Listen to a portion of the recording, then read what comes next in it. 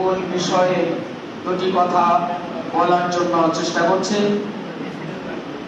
আজকের আমাদের মূল আলোচনার বিষয় ফরজ সালাতের পর ইমাম মুক্তাদি সহ সম্মিলিত হাত উত্তোলন করে দোয়া করা ইসলামী শরীয়তে অনুমোদন আছে কিনা।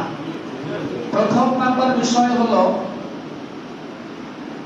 ইসলামী শরীয়তের যে কোনো বিষয় প্রমাণ করবার জন্য পবিত্র কোরআন এবং সহিহ সুন্নাহর আলোকে প্রমাণিত হতে হবে, অন্যথায় সেই কাজটি প্রত্যাখ্যাত বলে গণ্য হবে, যে বিষয়টি আমরা ইতিপূর্বেও শুনেছি। কারণ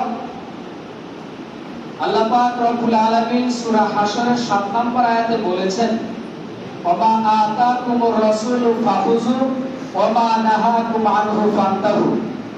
রাসূল তোমাদেরকে যা দেন তা গ্রহণ করো, রাসূল যা থেকে নিষেধ করেন তা থেকে বিরত থাকো। রাসূল যা করেন নাই তা আমরা করতে রাজি নই, রাসূল যা করেছেন তাই আমাদেরকে করতে হবে।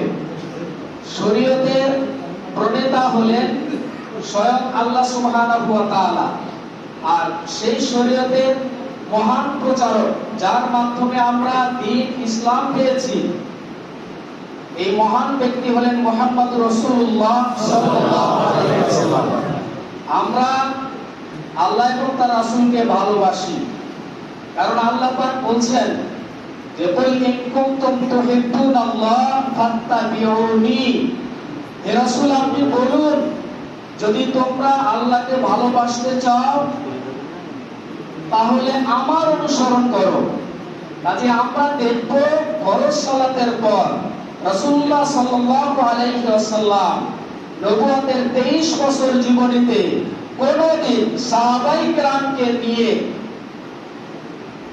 হাত উত্তোলন করে মুনাজাত করেছেন কিনা, এ বিষয়ে আমরা পবিত্র কোরআন এবং সহিহ সুন্নাহর কোথাও স্পষ্ট দলিল পাই না। এই জন্যই আমরা ফরজ সালাতের পর হাত উত্তোলন করি না। সম্মানিত উপস্থিতি,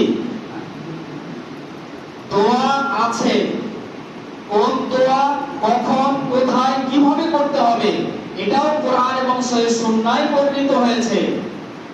কিন্তু ফরজ সালাতের পর যেহেতু রাসূল সাল্লাল্লাহু আলাইহি ওয়াসাল্লাম করেন নাই, সাহাবায়ে কেরাম করেন নাই, তাবিঈনগণ করেন নাই, সালফে সালেহিনগণ কেউ এই বিষয়ে কোনো দলিল প্রমাণ সাব্যস্ত করতে পারেন নাই, অতএব এটি স্পষ্ট বেদাত ছাড়া সুন্নাহ হতে পারে না। আরেকটি কথা বলে রাখি, কিতাবুত তাওহীদ মুহাম্মদ বিন আব্দুল ওয়াহাব তিনি চমৎকার একটি কথা বলেছেন। তিনি বলেছেন যে শয়তান বেদাতকারীর উপরে যত খুশি, অন্য কোন ব্যক্তির উপরে তত খুশি নয়।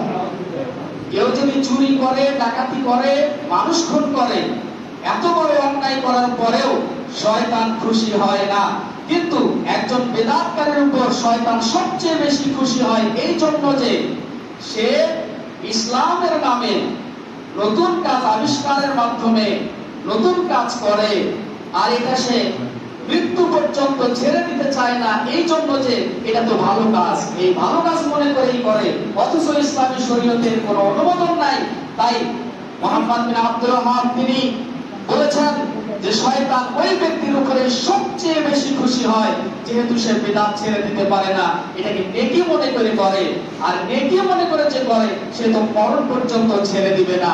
আর যে লোকটা মানুষ খুন করে সে মনে করে এটা অন্যায়, হয়তো তাওবা করে কোনোদিন ফিরে আসতে পারে, কিন্তু বেদাতকারী কখনো এই বেদাত থেকে ফিরে আসবে না, কারণ সব মনে করে, অথচ রাসূল সাল্লাল্লাহু আলাইহি ওয়াসাল্লাম থেকে এটার কোনো প্রমাণ নাই।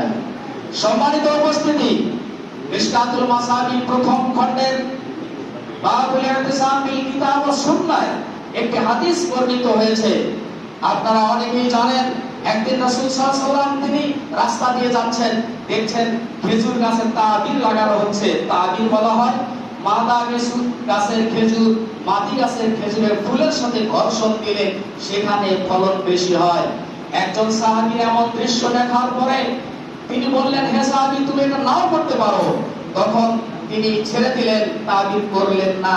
পরের বছর দেখা গেল ফলন কম হয়ে গেছে। এরপর তিনি আবার রাসূলের কাছে আসলেন, আসার পরে বললেন, ইয়া রাসূলুল্লাহ, আপনার কথা মতো আমি ছেড়ে দিয়েছি, কিন্তু খেজুর গাছের ফলন কম হয়ে গেছে। তখন তিনি বললেন, শোনো, ইন্নামা আনা বাশারুন, আমি একজন মানুষ মাত্র। ইদা আমারতুকুম বিশাইইন মিন আমরি দীনিকুম, যখন আমি তোমাদেরকে ধর্মের ব্যাপারে কোনো বিষয়ে আদেশ করব, তখন ফাখুযুহু, তা তোমরা মেনে নাও, গ্রহণ করো।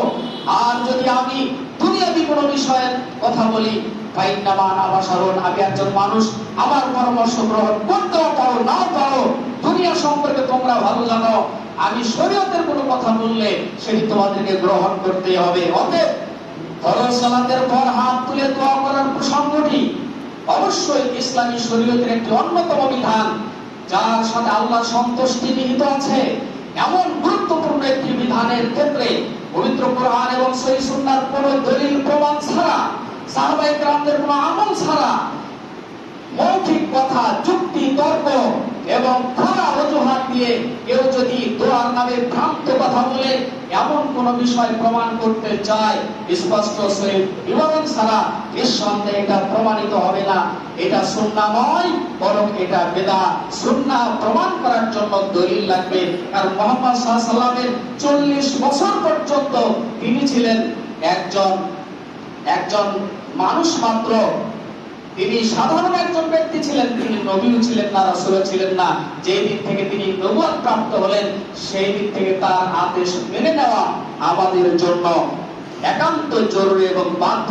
তাই তো আল্লাহ বলছেন, ওমা আতাকুমুর রাসূলু ফাখুযু, রাসূল যা দেয় তাই গ্রহণ করো। তিনি বলেন নাই মুহাম্মদ যা দেয় তা গ্রহণ করো। আমরা মুহাম্মদ সাল্লাল্লাহু আলাইহি ওয়াসাল্লামের কথা গ্রহণ করি না, আমরা মুহাম্মদ নামে শুধু এটা বিশ্বাস করি না, বরং মুহাম্মদ সাল্লাল্লাহু আলাইহি ওয়াসাল্লাম তিনি যখন রাসূল হয়েছেন তখন থেকে যা কিছু রেখে গেছেন সেই বিধানের আলোকে আমরা চলি। তিনি দাপ্তরিক ভাষায় লক্ষ লক্ষ জনতার সামনে বলেছেন, তারাকতু ফীকুম আমরাইন লান তাদিল্লু মা তামাসসাকতুম বিহিমা কিতাবুল্লাহ ওয়া সুন্নাতুর রাসূলিহি, আমি তোমাদের মাঝে রেখে গেলাম দুটি জিনিস, একটি হলো মহাগ্রন্থ আল কোরআন আর একটি সহিহ সুন্নাহ। তিনি বলে যান না আমি অমুক আলেমকে রেখে গেছি, উনি বলে যান নাই অমুককে রেখে গেছি, তিনি বলেছেন কোরআন এবং সুন্নাহকে রেখে গেছি। অতএব কোরআন সুন্নাহর আলোকে যা প্রমাণিত হবে সেটি আমরা মেনে নেব। কোরআন সুন্নাহর আলোকে যা প্রমাণিত হবে না সেটা কোনোদিন একজন মুসলিম ব্যক্তি হিসেবে আমরা মেনে নিতে পারি না। আশা করি আপনারা বিষয়টি বুঝতে পেরেছেন। আল্লাহ তাআলা আমাদেরকে সঠিক বিষয় জেনে সে অনুপাতে আমল করার তৌফিক দান করুন। আমিন। আলহামদুলিল্লাহ।